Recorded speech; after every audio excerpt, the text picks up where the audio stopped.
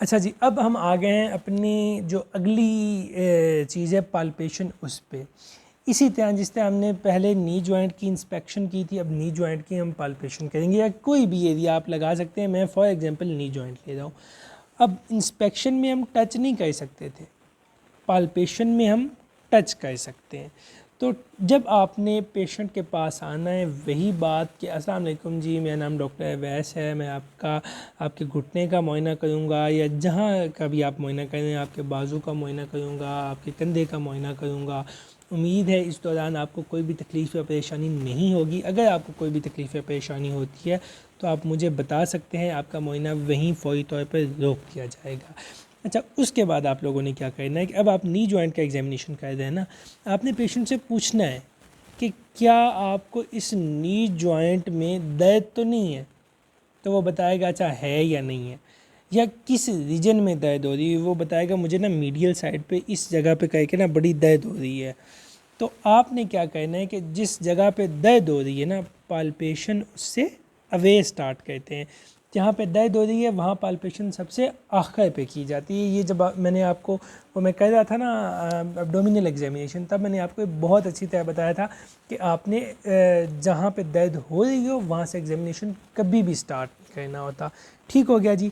अच्छा, अब ये तो आपने पूछ लिया, पहली चीज़ आपने पूछ ली। दूसरी चीज़ आपने क्या करनी है, आपने करना है टेम्परेचर कंपैरिजन। वो कैसे करेंगे, अब ये नी जॉइंट है और ये उससे ऊपर वाला का लोअर लिम्ब है। आपने अपने हाथ की पिछली साइड इस पर टच करनी है। आपकी हाथ की जो पिछली साइड होती है उस पर थर्मो रिसेप्टर ज़्यादा होते हैं, आगे वाली साइड पे कम होते हैं। सो जो बैक साइड होती है इट इज़ मोर सेंसिटिव, आगे वाली साइड इज़ लेस सेंसिटिव। तो आपने जिस जगह पे का एग्जामिनेशन कर रहे हैं पहले उस जगह पे ऐसे हाथ रखेंगे। ठीक हो गया। उसके बाद आप उससे ऊपर हाथ रखेंगे। ठीक है जी। टेम्परेचर कंपैरिजन करने के लिए या यहाँ पे हाथ रख के आप इस साइड पर भी हाथ रख सकते हैं, क्योंकि ऑब्वियसली आपने दोनों जॉइंट्स का एक्सपोजर करवाया हुआ है। मैंने आपको पहले भी पिछली वीडियो में भी मैंने आपको पिछली वीडियो में भी बताया कि आपने दोनों जॉइंट्स का एग्जामिनेशन इकट्ठे करना होता है, एक्सपोजर इकट्ठे करवाना होता है जी। अच्छा, अब आपने टेम्परेचर कंपेरिजन भी कर लिया, पहले पूछ लिया कि कहीं दर्द तो नहीं है जी। आपने टेम्परेचर कंपैरिजन कर लिया, ठीक है। अच्छा, उसके बाद आपने अब करना है पाल्पेट सॉफ्ट टिश्यूज़ को। अब ये घुटना है, नी जॉइंट है सॉरी, तो आपने यहाँ पे आहिस्ता आहिस्ता से पहले पाल्पेट, ऊपर भी मसल है नीचे भी मसल है, आपने आहिस्ता आहिस्ता से आराम आराम से पाल्पेट करके देखना है जी कि कोई ऑब्वियस मुझे यहाँ पे वो क्या कहते हैं, कोई साइन तो नहीं मिल रहा, कोई पेशेंट को पेन तो नहीं हो रही मेरे इस तरह टच करने से, या मुझे कोई और फाइंडिंग, कोई स्वेलिंग वगैरह तो अपने हाथों पे फील नहीं हो रही। तो ये वाली चीज़ आपने चेक करनी है, पाल्पेट करना है सॉफ्ट टिश्यूज़ को। उसके बाद अब यहाँ पे हैं जी बोनी लैंडमार्क्स भी।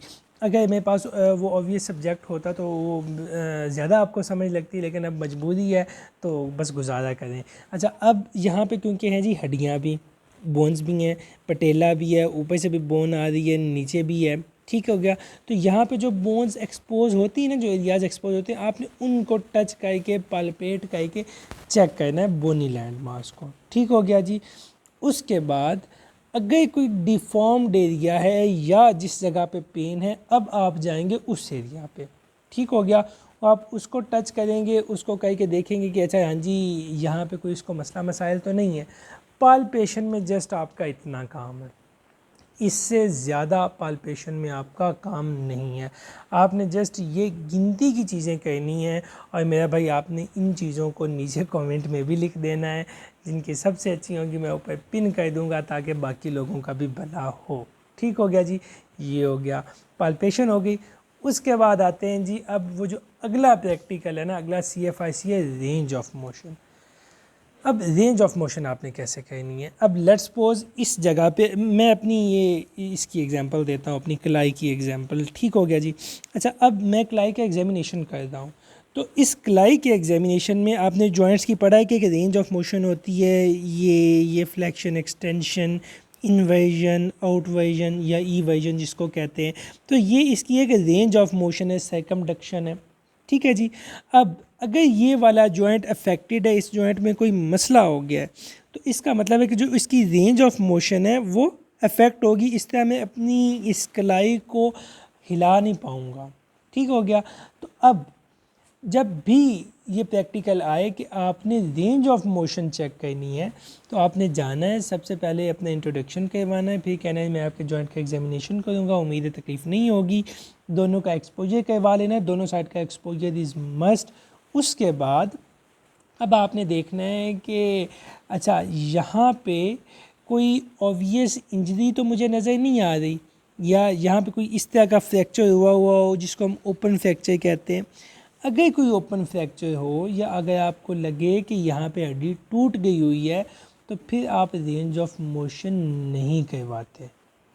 अगर fracture is clinically obvious then you will not do active range of motion. ठीक हो गया जी। अच्छा, अब अगर पेशेंट का वो फ्रैक्चर नहीं है, आपको पता चल गया फ्रैक्चर नहीं है, मुझे नज़र आ रहा है कि अच्छा यहाँ पे फ्रैक्चर नहीं है, फिर आप रेंज ऑफ मोशन चेक करेंगे। अच्छा, अब ये जो रेंज ऑफ मोशन होती है ये दो तरह की होती है। एक तो ये कि अब मैंने पेशेंट को कहा कि जी अपनी ये जो कलाई है उसको आगे की तरफ लेके जाएं, पेशेंट आगे की तरफ लेके चला गया। फिर मैंने कहा पीछे की तरफ ले जाएं, पेशेंट पीछे की तरफ लेके आ गया। अंदर की तरफ ले आएँ, बाहर की तरफ ले आएँ, घुमाएं। अब डॉक्टर मुझे कह रहा है कि आप ये करें और मैं इसको कर रहा हूँ, तो इसका मतलब है कि ये है जी एक्टिव रेंज ऑफ मोशन। वो रेंज ऑफ मोशन जो कि डॉक्टर बताए और पेशेंट खुद करे, बगैर किसी वो एड के, बगैर डॉक्टर की हेल्प के अगर पेशेंट परफॉर्म कर रहा है, खुद परफॉर्म कर रहा है, तो उसको हम कहते हैं this is the active range of motion. उसके बाद आती है जी पैसिव रेंज ऑफ मोशन। अच्छा, आपने यहाँ पे ये देखना होता है कि मूवमेंट स्मूथ है या नहीं है, ये पेनफुल तो नहीं है, ये चीज़ें आपने देखनी होती हैं इसमें। अच्छा, उसके बाद जो पैसिव रेंज ऑफ मोशन होती है उसमें आप कहेंगे कि जी इसको ना पेशेंट को आप, डॉक्टर कहेगा कि इसको आगे की तरफ लेके जाएं, पेशेंट कहेगा नहीं जी मैं नहीं लेके जा सकता, मुझे तो बड़ी दर्द हो रही है। डॉक्टर खुद पकड़ेगा, खुद इसको फ्लेक्स करवाएगा, खुद इसको एक्सटेंड करवाएगा, वो हाय चाहे कहता रहे। अब मीडियली आ गया, ये लेटरली गया, डॉक्टर ने पकड़ के इसकी ये वाली मूवमेंट करवाई। जौन सी मूवमेंट में डॉक्टर पकड़ के खुद मूवमेंट करवा रहा है उसको हम कहते हैं पैसिव रेंज ऑफ मोशन। आपने बता देना है कि जी एक्टिव रेंज ऑफ मोशन में पेशेंट की कौन सी रेंज ऑफ मोशन थी, एक्टिव थी या पैसिव थी, पहले तो ये बताना है। उसके बाद बताना है कि मूवमेंट क्या स्मूथ थी या नहीं थी, पेनफुल थी या नहीं थी। जस्ट ये चीज़ है आपकी active range of motion. Hope so आपको समझ लग गई होगी कि एक्टिव रेंज ऑफ मोशन कैसे परफॉर्म की जाती है। अब जो आपका अगला ये वाला प्रैक्टिकल था ये भी कंप्लीट हो गया। अब चलते हैं जी इंशाल्लाह अगली वीडियो में हम जो अगली हिस्ट्री के टॉपिक्स हैं उन पे, अगर आपका कोई भी क्वेश्चन हो तो आप नीचे कमेंट सेक्शन में पूछ सकते हैं। अस्सलाम वालेकुम।